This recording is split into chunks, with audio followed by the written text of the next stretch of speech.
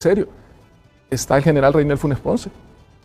Bajo su liderazgo en Fusina fueron las mayores reducciones de criminalidad en el país. No son figuras decorativas. No están aquí para presentar un requisito y que se conviertan en una carga para el Estado.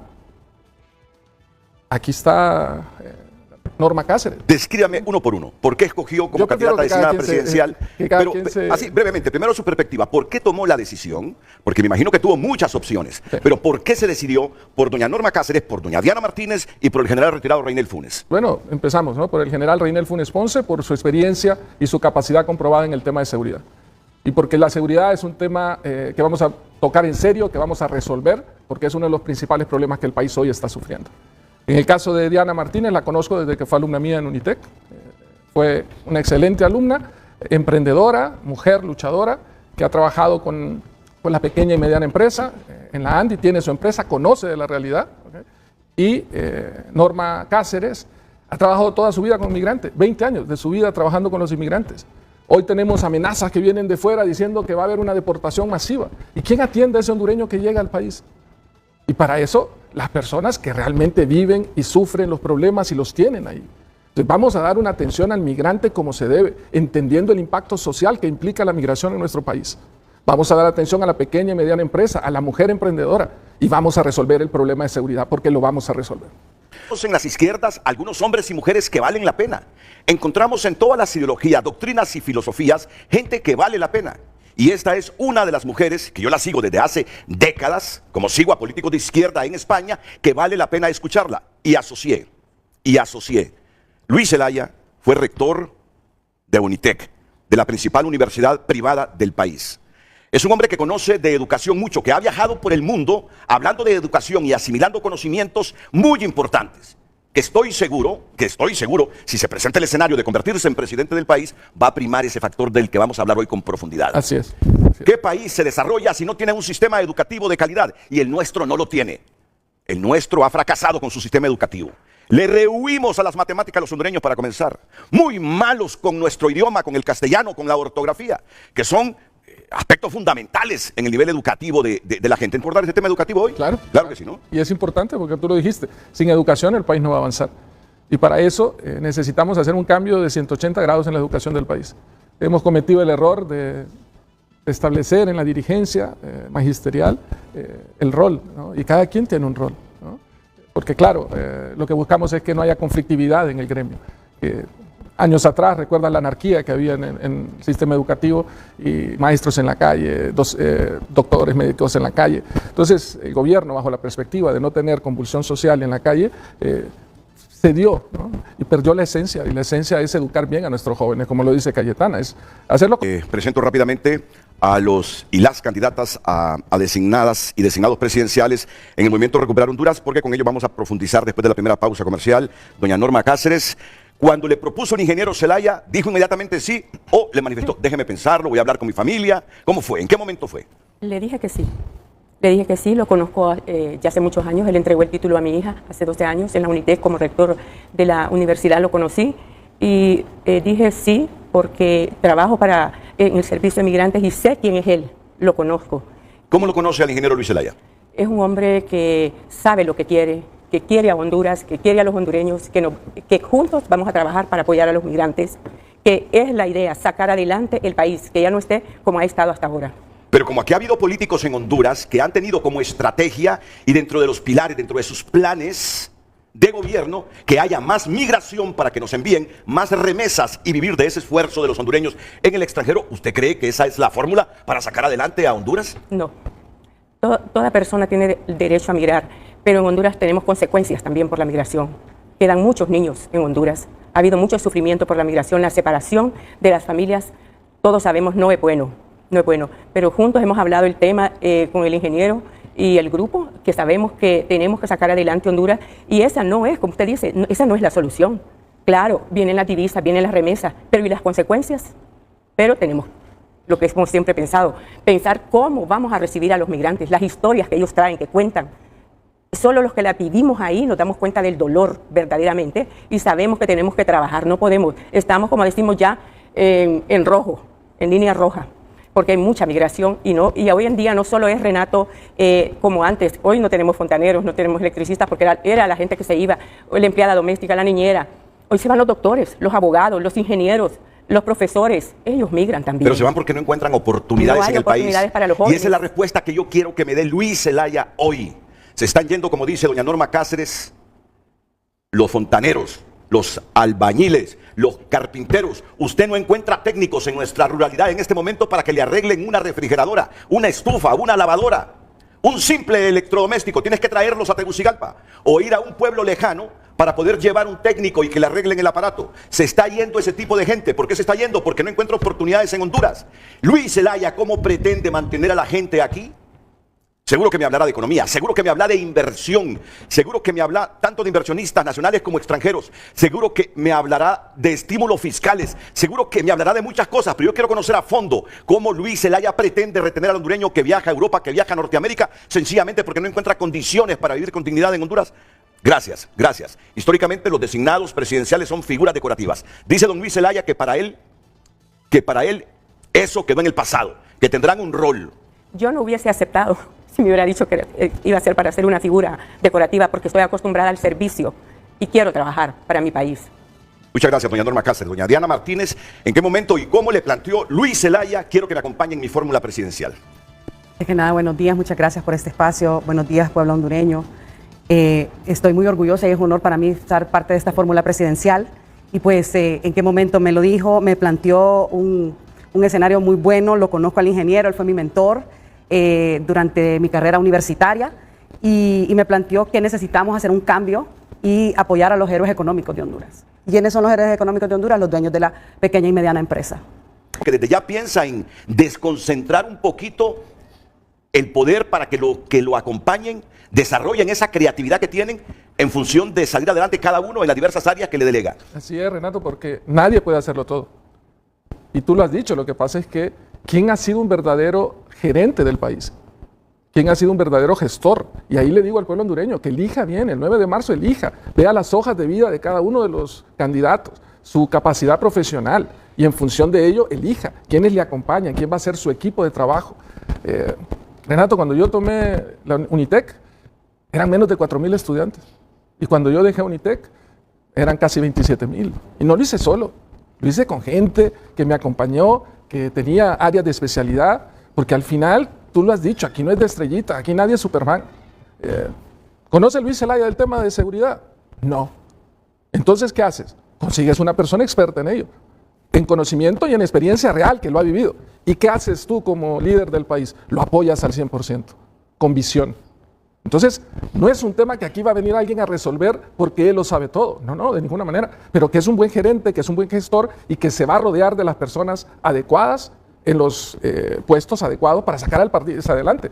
Es una tarea de todos. Todos tenemos que, cada quien desde su trinchera, pero todos, el país unido, sin color político, ¿eh? Aquí no es un tema que va a haber sectarismo y que esta persona puede cumplir con el papel que el país necesita. Ah, pero este es de otro partido. Ah, pero es que este no ha trabajado. Prima el país por encima de cualquier color político. Yo debo reconocer algo, y lo digo en público, con mucha contundencia, conocimiento de causa, certeza plena. El concepto emprendedurismo, quien lo popularizó en Honduras fue Unitec, con la rectoría de Luis Zelaya. Con la rectoría de Luis Zelaya. Y aquí está un ejemplo. Lo digo con conocimiento de causa. Yo que ya tengo décadas de trabajar en esto. No es que ellos inventaron el término emprendedurismo, este es un término histórico. Y de repente hubo iniciativas aquí, pero quien lo populariza y quien le mete en el coco a los estudiantes y a la juventud que tienen que emprender, que tienen que generar patrimonio, que no deben pensar únicamente en ser asalariados, sino en ser capaces de poner su empresa para generar empleo, para generarle riqueza al país, para mí que ha sido Unitec. Y en la rectoría de él, yo debo reconocer eso. Gracias. Debo reconocer que cuando me está hablando de emprendedurismo y dice, ella, mi candidata designada presidencial, va a tener esa área, me está hablando con conocimiento y con convicción. Porque es un ejemplo. O sea, Diana es un ejemplo desde que era estudiante, ahora que es profesional y ahora que eso se replique por todo el país. Pero para eso, Diana se preparó. Entonces nosotros tenemos que preparar a los jóvenes. Desde el emprendimiento más pequeño, aquel que quiere poner una barbería, aquella muchacha que quiere poner. Pero para eso tenemos que tener seguridad, ¿no? Porque de nada sirve un emprendimiento que la mayor cantidad de los recursos se van a ir pagando extorsión. Entonces tenemos que tener esas condiciones. Sin seguridad, nada de lo que Diana pueda fomentar a través del emprendimiento de los jóvenes y de todo, y la mujer emprendedora, porque el país, yo siempre lo he dicho, el país descansa en los brazos de una mujer. 70% mujeres jefes de familia. Y cuando una mujer emprende, la familia se ve beneficiada. Pero claro. Admito que me impresionó ver al general en condición de retiro Rainel Funes aquí. Mi primer pensamiento, ve, dije yo, en la fórmula presidencial, don Rainel Funes de Luis Zelaya. Recuerdan que les dije hace algunos minutos que en el marco de sus derechos, este hombre tuvo batallas internas dentro de las Fuerzas Armadas. Viene un dirigente político y apuesta por él en uno de los problemas más serios que tiene el Estado de Honduras en este momento: su seguridad. Carecemos de ella. Bueno, estamos en estado de excepción y hemos prorrogado ese estado de excepción varias veces. En este momento no encuentran votos suficientes para aprobar la ampliación. Claro que es una herramienta del Estado de Honduras, pero ¿viviremos siempre sobre esta herramienta de estado de excepción? ¿Qué nos dice esto? ¿Que no estamos haciendo lo suficiente en materia de seguridad? ¿Qué peso el que tiene en sus espaldas, en su corazón y en el cerebro cuando escucha que su candidato o precandidato presidencial le dice: el éxito de la economía y el éxito de muchas cosas en el país pasan por recuperar la seguridad?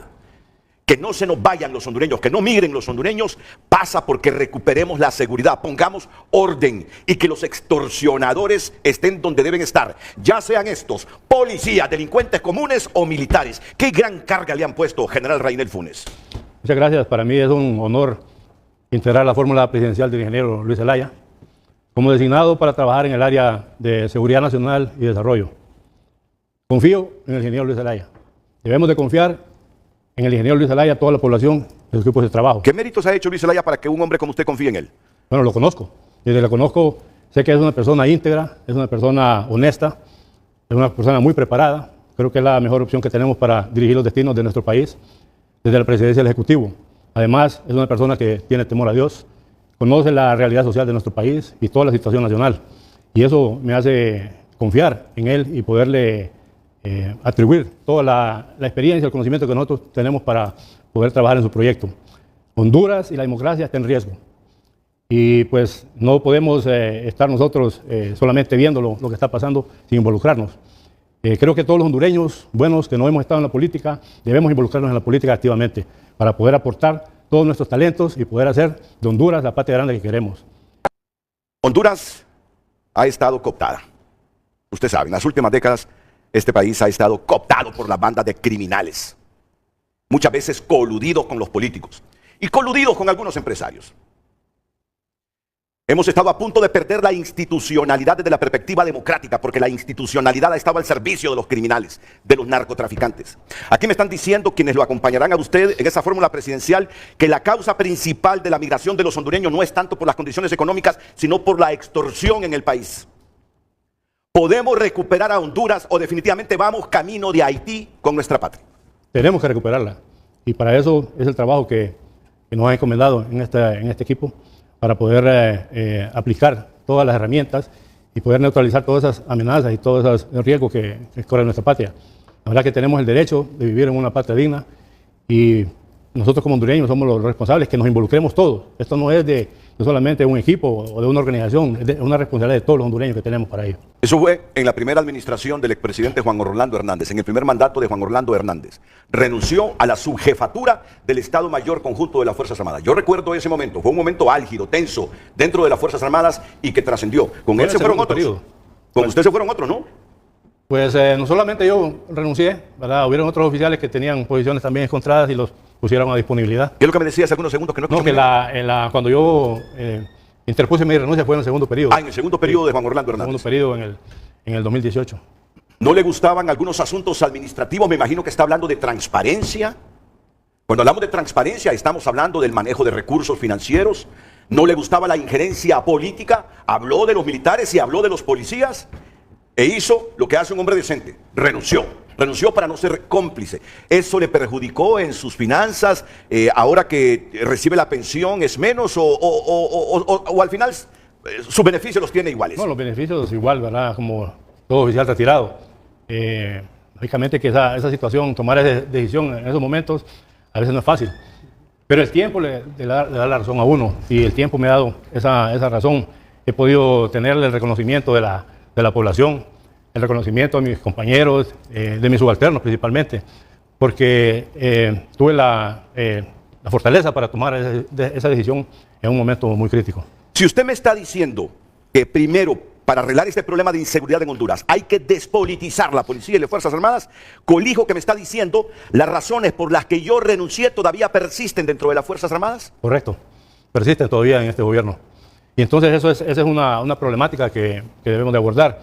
Por ejemplo, para ser más preciso, para la elección del jefe de Estado-Mayor Conjunto, en la Constitución, en el artículo 280, en ese artículo estipula que el presidente de la República tiene la potestad de seleccionar o remover libremente al jefe de Estado-Mayor Conjunto.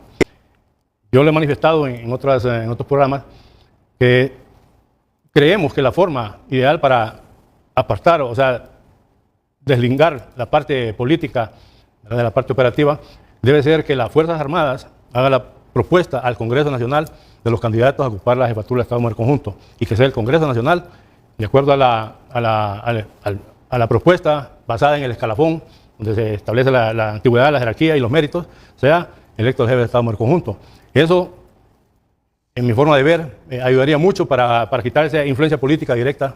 Me imagino que ya se lo planteó a Luis Zelaya. Claro, él lo conoce, ¿verdad? Y esto, o sea, posiblemente no vamos a tener la oportunidad de que esta cambie en la legislatura sea ahorita, pero desde el momento que yo estoy acá y el ingeniero Zelaya tengamos éxito en esta jornada política y podamos llegar al gobierno, él sabe que yo conozco internamente las Fuerzas Armadas, conozco internamente la Policía Nacional, y que no me voy a prestar para que sea seleccionado un miembro de la cúpula militar o policial por intereses personales o políticos o de dedo, sino que conozco bien a toda la oficialidad y conozco los méritos y la capacidad que tiene cada uno de ellos para poderle recomendar al ingeniero que tome la decisión. Y le hago la última pregunta, porque luego vamos al plan integral, al proyecto de gobierno que tiene Luis Zelaya, que presentarle a los hondureños previo a las primarias, tratando de conquistar la candidatura del Partido Liberal para competir en noviembre por la presidencia de la República.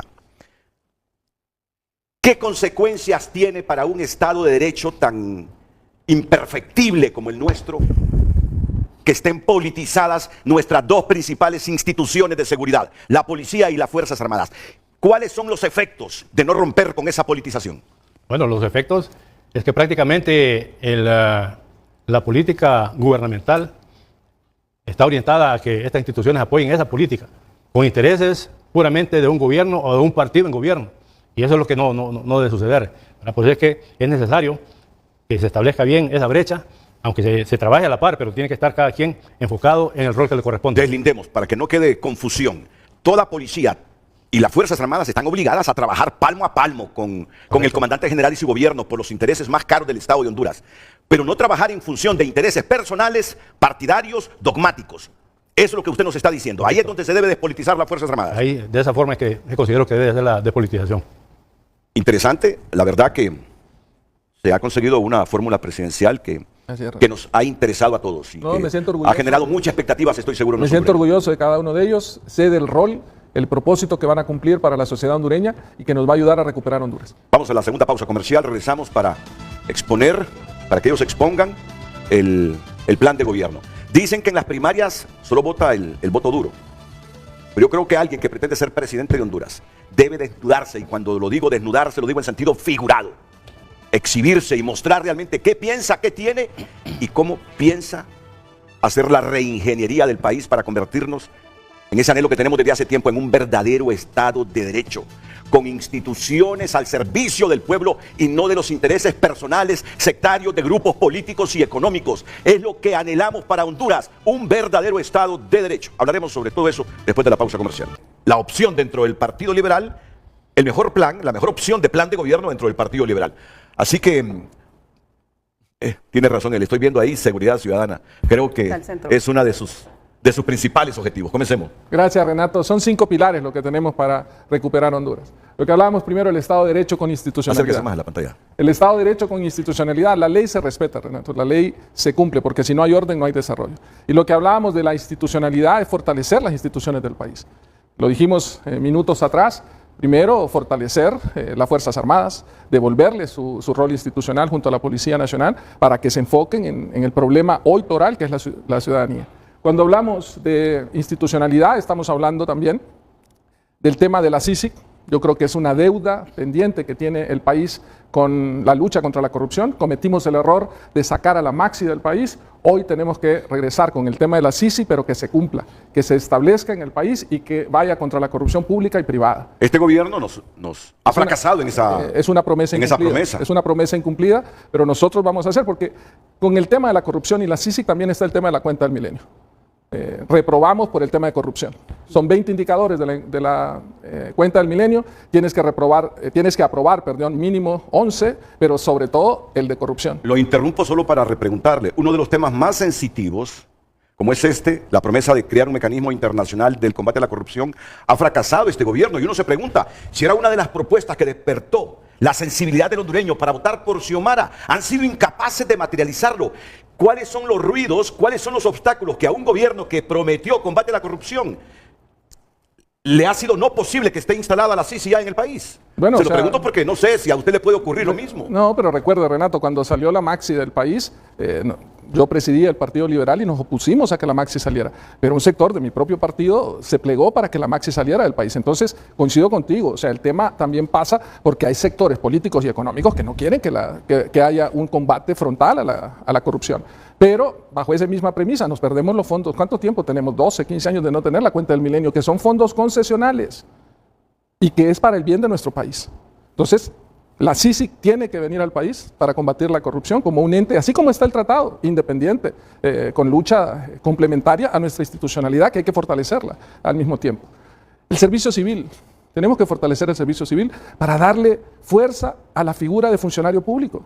Cada 4 años estamos cambiando por puro sectarismo político y no establecemos la meritocracia, como explicaba el general, esa meritocracia dentro de las Fuerzas Armadas, pero también para cualquier otra institución del Estado. ¿Qué hará usted? Imagínese cuánta gente barrió este gobierno de otros partidos para meter a los suyos. ¿Cómo hará usted para gobernar con mucho activista, simpatizante y militante? No todos, pero algunos sin méritos para estar desempeñando estos cargos, como pasó recientemente. Por la visión errada, Renato, que hay de que el gobierno es un empleador, es el máximo empleador, todos quieren ir a trabajar al gobierno, cuando uno de los pilares también es un gobierno tecnológico y eficiente. El tamaño del gobierno es demasiado grande para la economía de nuestro país. ¿Y usted con qué mentalidad llega? ¿Con barrer con todos los que están en la administración pública, puestos por gobiernos pasados, puestos en este gobierno para poner lo suyo? ¿Con qué mentalidad llega si Luis Zelaya se convierte en presidente del país con todo lo que es el empleo en la administración pública? Con 2 puntos. Uno, con trabajar con la menor cantidad posible, que sea adecuado para el tamaño del gobierno, y 2, para todo aquel que haga y cumpla su labor y está capacitado para su labor, porque el gobierno, el Estado en general, ha invertido en un funcionario público para prepararlo a esa función pública, y en esa función pública, en esa preparación, tiene que darle continuidad y tiene que trabajar bien y tiene que hacerlo bien y bien remunerado. ¿Sabe que con esa mentalidad llega Donald Trump, asesorando a Elon Musk, reducir en 100,000 empleos la administración central de los Estados Unidos? Los gobiernos tienen que ser del tamaño sobre la cual la economía al cual sirve.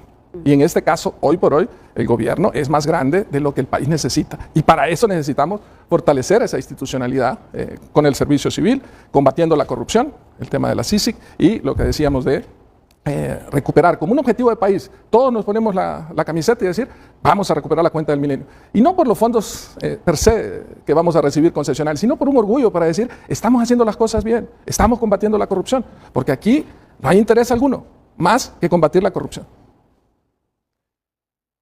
Y el sistema de elecciones de segundo grado. Tenemos que cambiar, Renato, la forma en que estamos eligiendo a los magistrados de la Corte Suprema de Justicia, lo que hablaba el general, despolitizar no solo las Fuerzas Armadas, sino también los estamentos del Estado, ¿no? Tenemos que blindarlo, la forma en que elegimos al fiscal y fiscal adjunto, la forma en que elegimos a los magistrados, y tener esa claridad de que prime la meritocracia. La cuestión es cómo. Ese es el mecanismo que vamos a establecer, blindarlo. Claro que va a haber temas políticos, porque es una decisión política que se da en el Congreso Nacional, pero que no sea tan burdo, digamos, ¿no? Diciéndolo de alguna forma, tan descarado, ¿no? Que se elijan a los mejores. Que va a haber cuotas políticas, seguramente, porque eso está en el Congreso Nacional, pero que sea con los mejores. Que nos aseguremos que quien va, independientemente del color político, que lo van a tener, pero que sean siempre los mejores.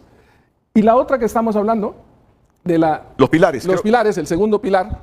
Creo que es la gráfica anterior, el segundo pilar. El segundo, lo que hablábamos también de reformas electorales en el primer pilar de... Tenemos que tener reformas electorales. Cuando estamos en el gobierno, cuando estamos en oposición tenemos una posición y cuando estamos en el gobierno es otra. Debe haber la segunda vuelta. Debe haber elecciones separadas en fechas de presidenciales y legislativas. Tenemos que reducir el número de diputados, tenemos que ciudadanización de las mesas, tenemos que establecer unas verdaderas reformas electorales. Y desde el Ejecutivo vamos a presentar una iniciativa de ley al Congreso para esas reformas electorales. Fíjense en este momento, tenemos que reducir el número de diputados. La gente lo toma como una promesa. La gente lo toma como una promesa de Luis Zelaya. Entonces, como algunos en el pasado le han dicho esto mismo y no se ha logrado materializar esa promesa, la gente se decepciona, se frustra de los políticos, de los partidos y se decepciona del sistema democrático cuando el sistema democrático no es el problema. Totalmente de acuerdo. Mi compromiso es, desde el Ejecutivo, llevar un proyecto de ley, porque el Ejecutivo tiene esa iniciativa de ley, presentarlo ante el Congreso Nacional, que va a incluir reformas electorales sobre las cuales también está la reducción del número de diputados. ¿Qué va a pasar? Va a ir al Congreso Nacional. Y que el Congreso Nacional, conforme esté estructurado en el próximo gobierno, decidirá. Pero la propuesta del Ejecutivo es reformas electorales que incluyen la reducción del número de diputados. El segundo pilar sobre el cual estamos trabajando es educación, salud y protección social. Hablábamos del tema educativo. Yo establezco un modelo educativo colaborativo, cambiar el diseño regionalizado. ¿Qué significa esto, Renato? Claro que tenemos factores básicos en educación, lógica, matemática, redacción, ortografía, relaciones interpersonales, informática, eso es básico, ¿okay? Pero no podemos tener el mismo currículum para un niño que estudia o vive en Trojes, donde el 95% de la actividad económica está alrededor del café, a un currículum igual a un niño o un adolescente que está en las islas de la bahía, donde la actividad económica va en función del turismo, la pesca, la marina. Entonces tenemos que adaptar la educación, porque yo propongo un modelo de educación para la vida. Hoy tenemos un montón de programas jóvenes que salen y que lamentablemente el sistema los engaña. Salen como bachilleratos en computación y en la escuela no hay ni una computadora.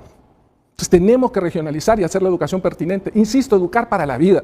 La educación técnica vocacional, lo que mencionabas antes, estamos perdiendo esos oficios y sobre los cuales los jóvenes pueden prepararse para defenderse en la vida. Mi sueño es que los jóvenes sean dueños de su propio destino. Y esa va a ser lo que queremos. Cerrar esa brecha digital y del idioma. Hoy la calidad educativa de una institución pública y privada es abismal. Tenemos que cerrarla y lo vamos a hacer. Te digo, el primer día de gobierno van a entender lo que Luis Zelaya va a hacer en educación. La merienda escolar, seguir con los programas de merienda escolar. Yo creo que ese sectarismo de que quitamos lo que viene con los programas, si el programa de merienda escolar está funcionando, tenemos que seguir y ampliarlo para darle mayor cobertura. Si los niños no están bien comidos cuando llegan a la escuela, de nada sirve lo que les podamos enseñar en las horas que estén en la escuela. Ok, solo permítame la producción, si pueden volver a la gráfica de los 5 pilares, a la gráfica de los 5 pilares. No, ahí están en educación, a la gráfica de los 5 pilares. La primera.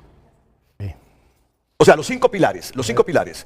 Ahí estamos. Sí. Ahí Educación, salud. social. En el tema de salud estamos abogando nosotros por un modelo universal, un modelo parecido al de Costa Rica con la caja de seguridad social que tiene Costa Rica, un modelo integral, darle continuidad a lo que está haciendo este gobierno con los hospitales. Porque recuerdas el ejemplo del Hospital María. Un gobierno liberal hizo el Hospital María y estuvo años sin funcionar por puro sectarismo político. En nuestro gobierno, una vez que se desarrollen estos hospitales, van a haber los insumos, va a haber el personal y va a haber el equipamiento que se está haciendo con los hospitales en este momento. Pero solo permítame, ingeniero, porque yo sé que el tema seguridad es muy importante, pero hay dos cosas que a mí me decepcionan de nuestra élite política. Me decepcionan profundamente, porque ni siquiera lo prometen. Ni siquiera lo prometen. Peor que en los 4 años de gobierno ejecuten si no lo prometieron. Primero, seguridad social. Seguridad social. Mire qué desastre. Se declaró inconstitucional la ley marco de seguridad social. Estamos hablando de nuestro futuro. Estamos hablando cuando ya no seamos económicamente activos y que vivamos de nuestras aportaciones. ¿Cuál será nuestra pensión? Esa es la protección social que incluye también el adulto mayor. Pareciera que no nos importa. Pareciera que no nos importa en la élite política hablar de seguridad social. Y lo otro que debe convertirse en este frente a frente en tema de debate. Yo los ausculto porque quiero ver cuál es el pensamiento. Ustedes saben cómo está nuestra economía. Ustedes saben la poca inversión local y extranjera en el país. Ustedes saben todo el debate que se ha producido por la ley de justicia tributaria, unos a favor y unos en contra. Yo esperaría escuchar hoy de Luis Zelaya y de su fórmula presidencial los conceptos básicos para levantar nuestra economía, para ver que hay más inversión en el país y generación de empleo. para ver si entre más empresas hay, más tributos al Estado para mejorar los presupuestos de educación, de salud, de infraestructura y todo lo que conlleva el desarrollo. Son dos puntos que me gustaría que nos concentráramos en los próximos minutos. Seguridad social, ¿qué nos tiene Luis Zelaya con esto? Y lo otro que todos prometen, pero nadie lo hace, cómo mejorar nuestra economía e incentivar a la gente para que crea en Honduras y para que sus capitales los invierta en Honduras. Yo creo que estamos llegando a un punto culminante del programa, sin demeritar que lo dicho por Rainel Funes en materia de seguridad, lo dicho también por Norma Cáceres en materia de migración.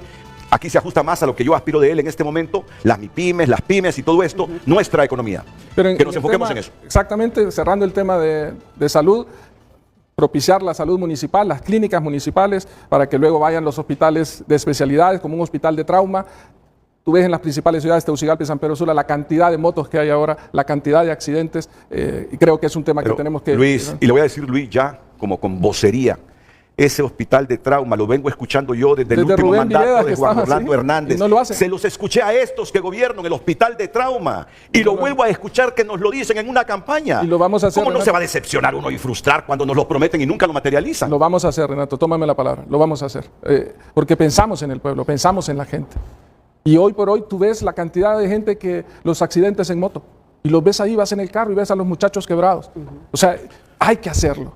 Y lo vamos a hacer. Ten la seguridad que lo vamos a hacer.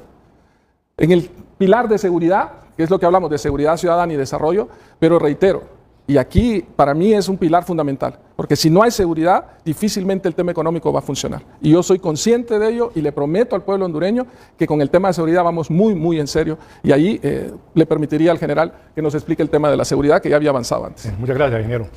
Bueno, lo que hemos hablado siempre con el ingeniero es que nosotros no vamos a caer en ese bache de la demagogia, sino que vamos a decir siempre la verdad. La seguridad nacional es un bien público y debe ser tratado como una política de Estado. Debe de ser permanente y debe traspasar los diferentes periodos de gobierno. Entonces, el sistema de seguridad nacional es una seguridad integral que abarca muchos aspectos. En este proceso para poder establecer la seguridad, pues se hace una política de seguridad nacional, la cual requiere una planificación, determinar los principios y determinar la forma de acción para hacerlo. De ahí pasamos a lo que es la estrategia de seguridad nacional, que la estrategia de seguridad nacional es el documento o el instrumento político estratégico para llevar a cabo estas acciones.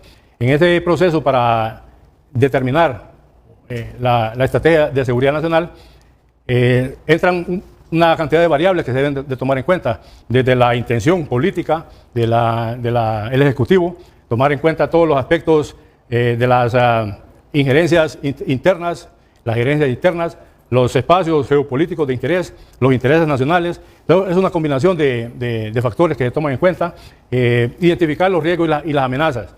Esa es parte del proceso, a través de los sistemas de inteligencia. Los riesgos y las amenazas están clasificados, hay una proyección que de acuerdo a la injerencia que puede tener la globalización, la pobreza, los regímenes totalitarios, las ideologías, un riesgo puede convertirse en un peligro y un peligro en una amenaza que va a tener un efecto sobre los intereses nacionales y la población. Ahora, yo lo interrumpo aquí porque los periodistas, por cuestiones de tiempos, nos volvemos bien pragmáticos. En esos polos hegemónicos del mundo en este momento, Rusia, China y Estados Unidos, solo permítame, ¿dónde estaría más cerca usted? Donde hemos estado siempre, donde hemos estado cómodos. Estados Unidos ha sido, es y debe seguir siendo nuestro aliado comercial, estratégico y humanitario. ¿Quién es el que nos ayuda? Todos los aviones que vienen de iglesias, de ONGs, de brigadas médicas, son norteamericanos. ¿Dónde viven casi 2 millones de hondureños? En Estados Unidos. Que hay una relación comercial con un gigante económico como lo es China, bienvenido y hay que aprovecharlo. Pero nuestro aliado estratégico ha sido, es y debe seguir siendo los Estados Unidos. Okay. Dicho eso, nuestra mayor preocupación en materia de seguridad y de defensa nacional, que es lo que usted estaba explicando, pero más allá de la defensa nacional, porque son conceptos teóricos que nos agrada escuchar y recordar, nuestro problema es la inseguridad ciudadana. Nuestros gravísimos problemas y principales preocupaciones son los narcotraficantes, los extorsionadores, esa gente que nos ha quitado la paz y ha estancado, coludido con algunos sectores políticos y empresariales, nos ha quitado el derecho a vivir mejor. Bueno, conocemos que Honduras está identificado como el segundo país más violento de América Latina y el primer país más violento en América Central. Y esto es a raíz de esa problemática que estamos viviendo, el problema del narcotráfico, que es una amenaza transnacional. Nosotros en Honduras estamos en una ubicación intermedia en el continente, que somos un punto de paso de la droga que viene del sur hacia el norte.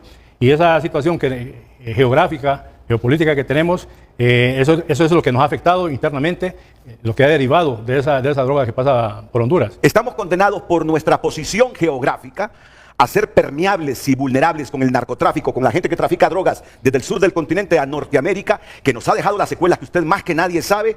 ¿O podemos ponerle freno a eso, general Reinel Funes? Claro que sí, todo depende de la intención y el compromiso que tengamos los gobiernos y las instituciones. Esa situación que estemos en esa posición geográfica, ¿verdad?, no nos marca o permanentemente que vamos a tener ese tráfico de droga.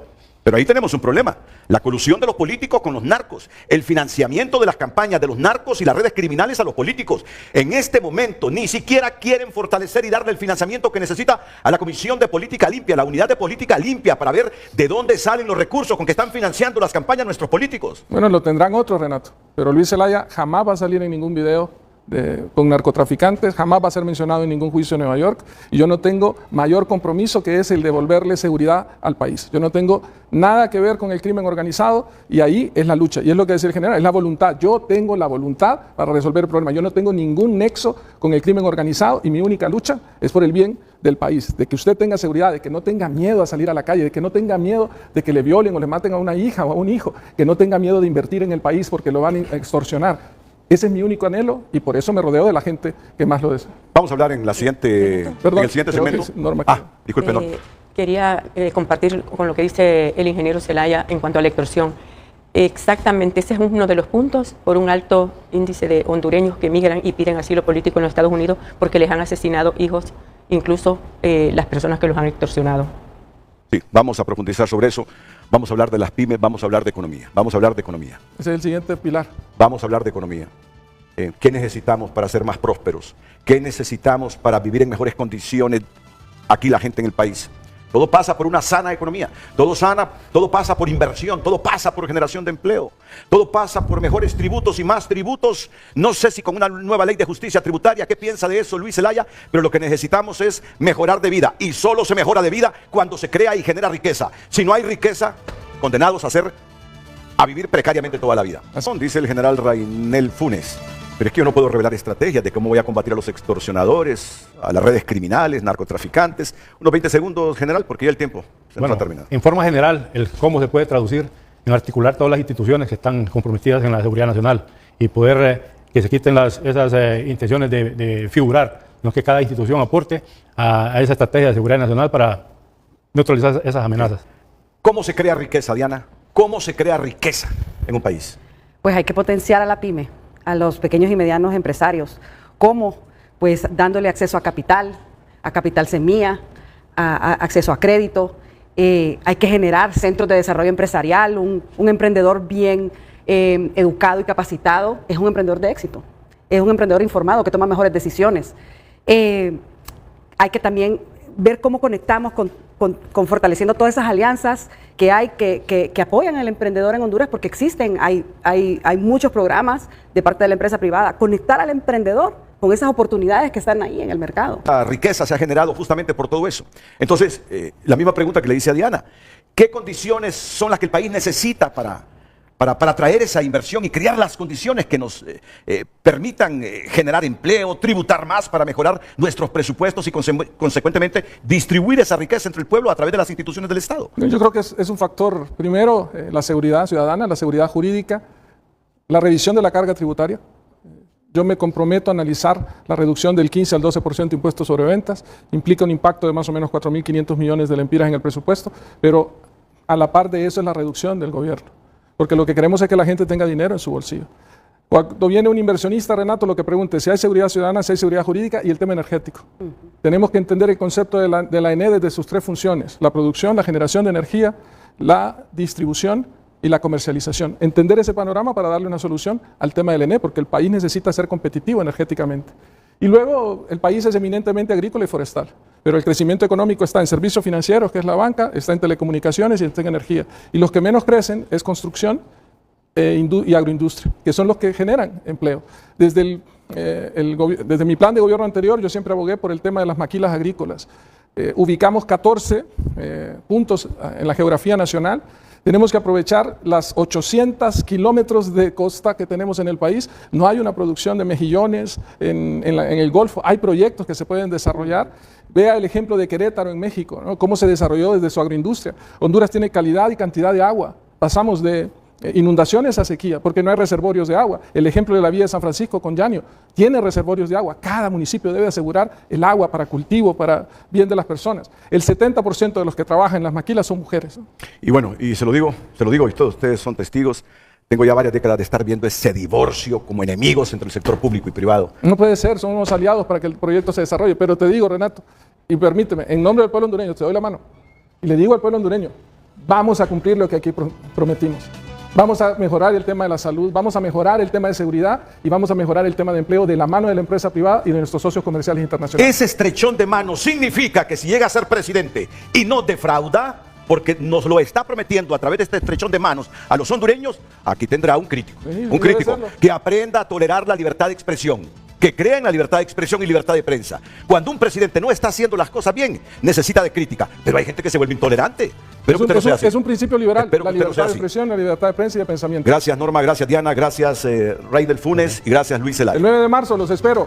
Una cita con TREP y con huella dactilar. Saludos.